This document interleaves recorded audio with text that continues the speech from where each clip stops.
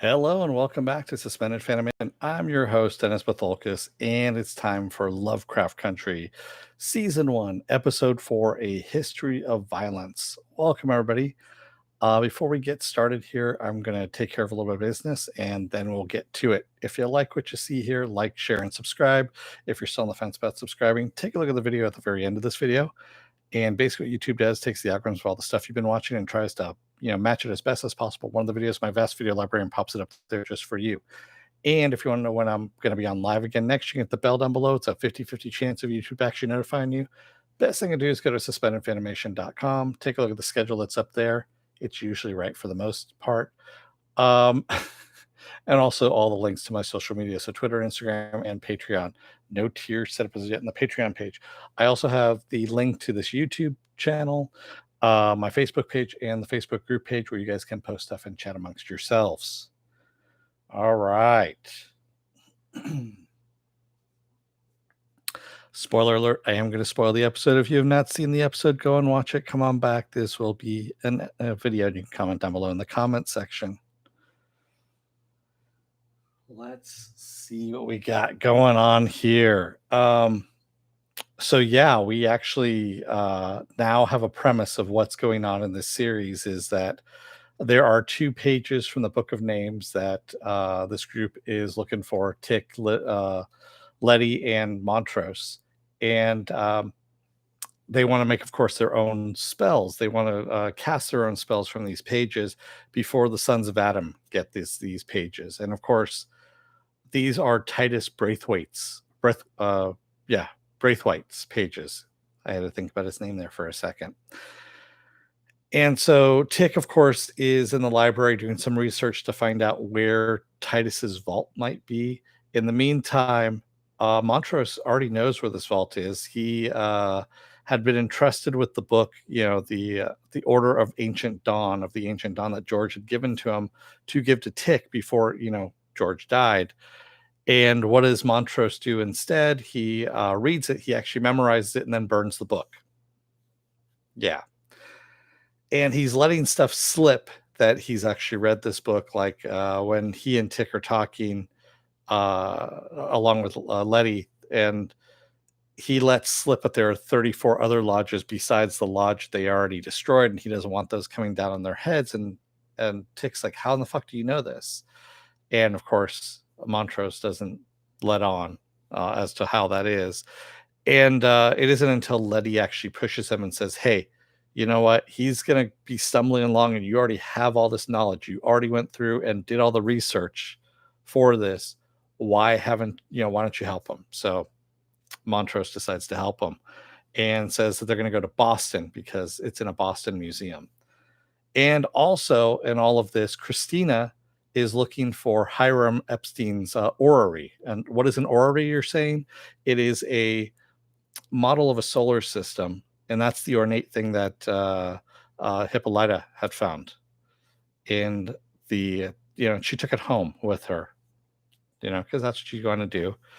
And she's trying to figure out how to get this thing to move. She's actually consulting her father on all this. And it turns out she actually has a background in astronomy.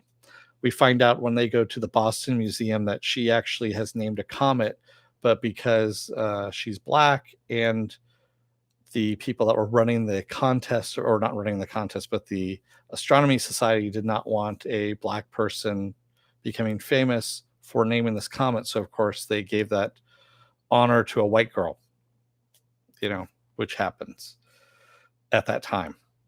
And sometimes now, too. But, hey, that's some really shitty stuff. I'm looking at my notes here, so I needed to put on my glasses here, too. Like I said, Christina is trying to get in. She actually knew that Hiram's ghost was there. Letty's pretty pissed off about it, but also the voodoo priestess had put a spell on the door, or an incantation on the door anyway, blocking out any evil spirits from coming back in. And Christina has stopped at the door, so she is obviously an evil spirit at this point too. So it's kind of funny. Everyone that goes to Boston, it's Letty, Montrose, Tick, and then also Hippolyta is going. Dee is going because, of course, it's Hippolyta's car, George's car, And then Tree even invites himself along as well because you know what, he's going to Philly to meet a Philly, and it's closer there for the bus fare, so he decides to hop a ride. And like I said, we got some really interesting stuff going on here. Christina goes to visit Captain Lancaster, who we saw harassing Letty when he had her in the back of the car, the paddy wagon, slamming her around. And he is, of course, one of the son, or he's not a member of the Sons of Adam, but he knows of the Sons of Adam, and he's trying to get in. And he's also looking for the pages as well, and tells Christina, to back off essentially. And she's like, yeah, fuck you. I'm looking for him as well. And she was trying to get a little bit of information out of him at that point. So the one interesting thing about this is Lancaster's guys are following Christina. She drives up in her driveway. She walks inside the house, and literally, like, I would say about 15 seconds later, out walks William, and he walks straight up to the plainclothes cops that are in the car, beats the fuck out of them, and tells them, tell Lancaster to stop following Christina. So the first thing I thought of was that's kind of convenient. And I've been thinking this for a while too, is that William looks a little bit like Christina would if she were male. And she is an enchantress. She is a someone that can cast magic spells and stuff like that. What if Christina and William are the same person? We've never seen them in the same room. He says in the second episode that he is a friend of kind of a friend of Christina's. You know, um, it was kind of a weird phrasing the way he said it, and yeah, he seems to know everything that she knows. So, um, interesting theory on this, especially since William ends up going to one of Ruby's performances in a bar and starts, talking to her and saying how that, how she can take her away from everything and basically give her her heart's desire and all this stuff. And he sleeps with her, even though she said she wasn't going to sleep with him, but it does happen. And she cuts herself. And I'm thinking that now William slash Christina has a little bit of Ruby's blood.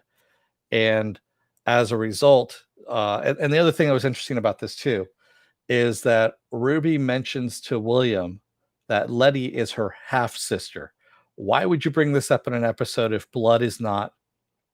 Blood is a recurring theme throughout this series, that one's ancestry, one's bloodline is tantamount to you being able to do certain things.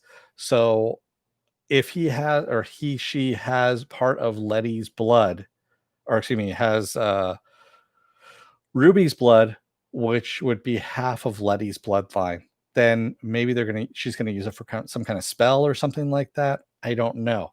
It's an interesting theory, and that was one of the things. I've watched the episode twice now. That's why it's kind of going through my head on this. And this is what happens when I get more than just a couple of minutes to think about an episode and go through it, which I'm kind of glad about.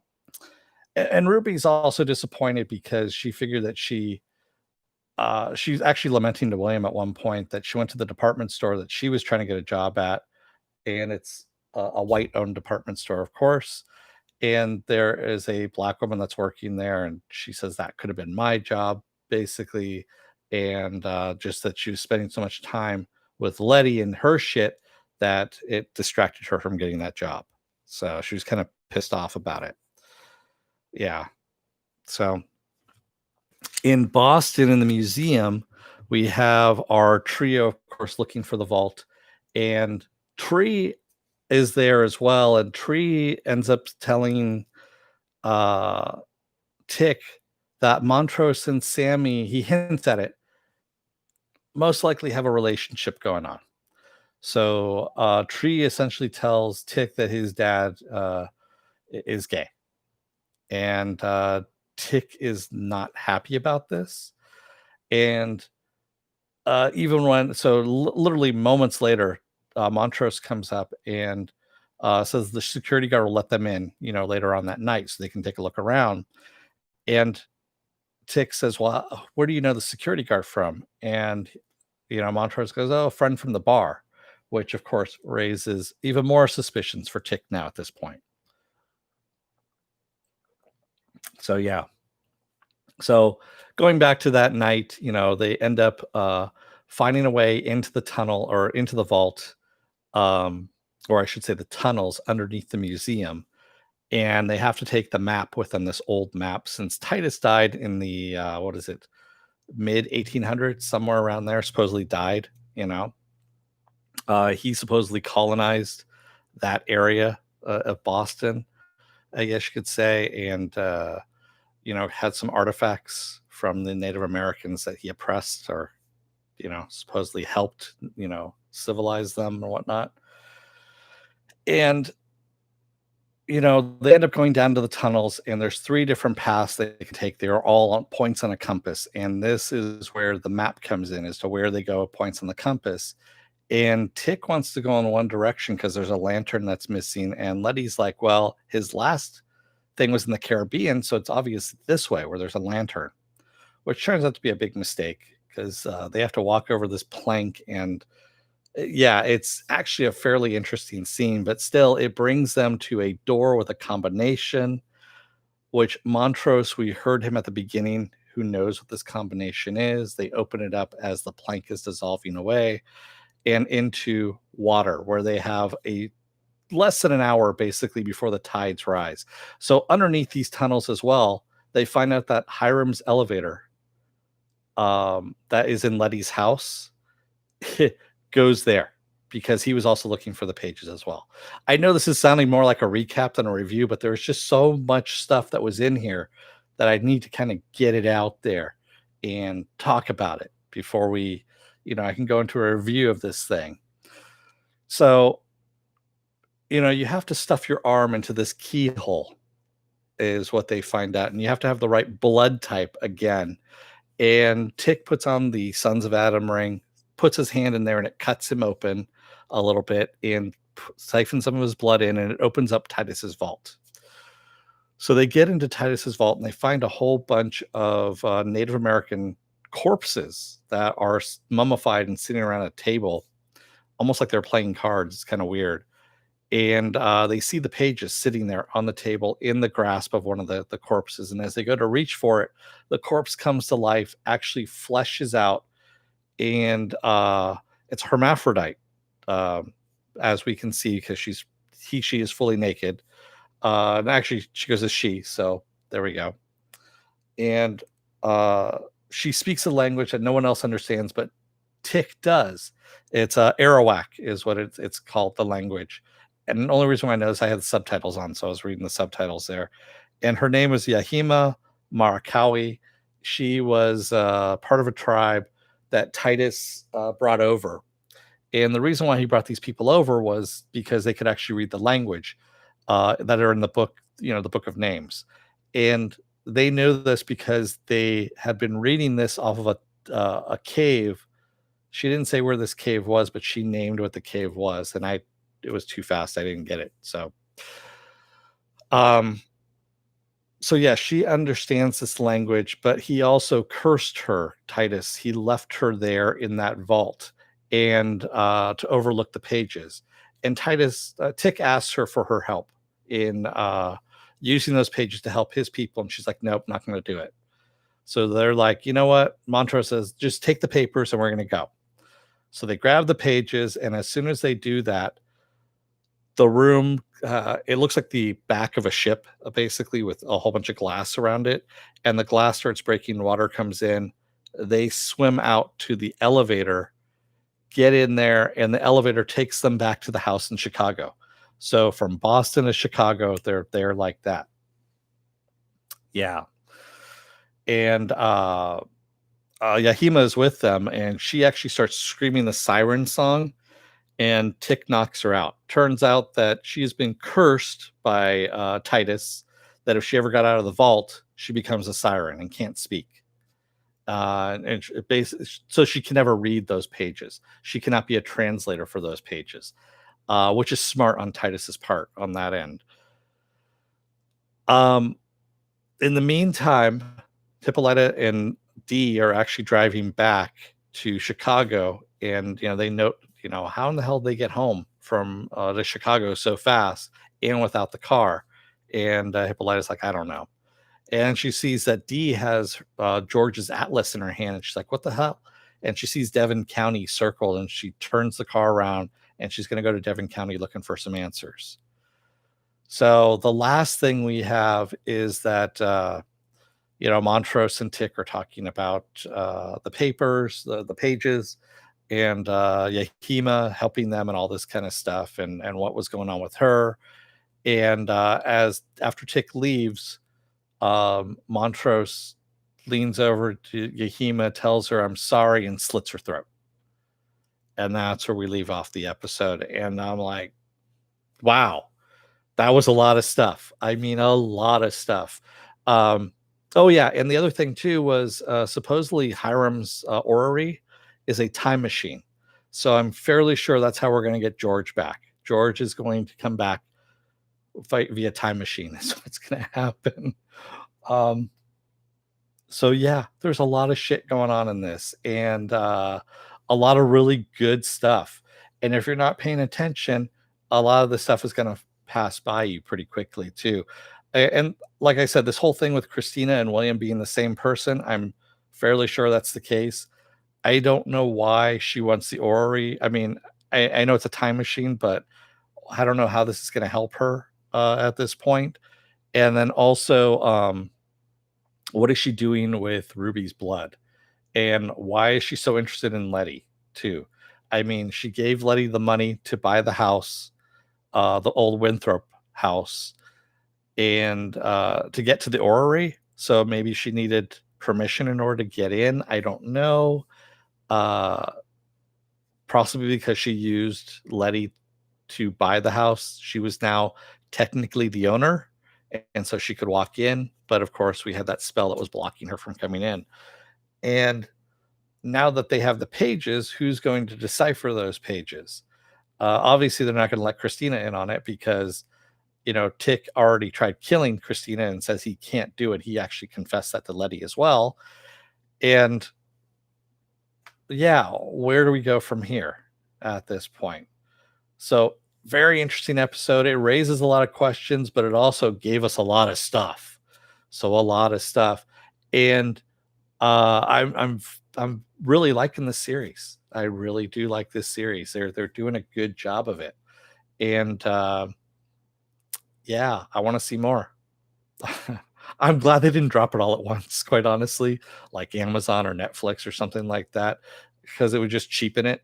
And I like the one episode a week. It gets you to think about it a little bit. It lets you work it through in your head and absorb it. Maybe go back and watch it again and see what you missed. Little things here and there, like the blood and you know Ruby talking about how Letty's her half sister and all of that,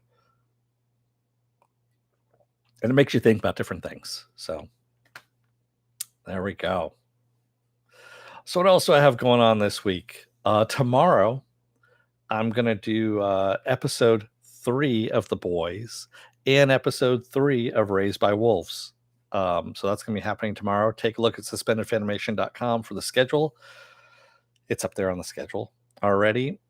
Tuesday is going to be an episode of Is It Worth My Time? And this time I'm going to do Cobra Kai seasons 1 and 2, which is on Netflix. Yes, I know it's not genre, but you know, why not? Might as well do it anyway. Wednesday I'm going to be off. Thursday is a new episode of Raised by Wolves. Friday is a new episode of The Boys. Saturday is Saturday Morning Blast Off, where I take the genre news of the week and any genre stuff you guys want to talk about when we talk about it. And then Sunday, we wrap back around again for a new episode of Lovecraft Country.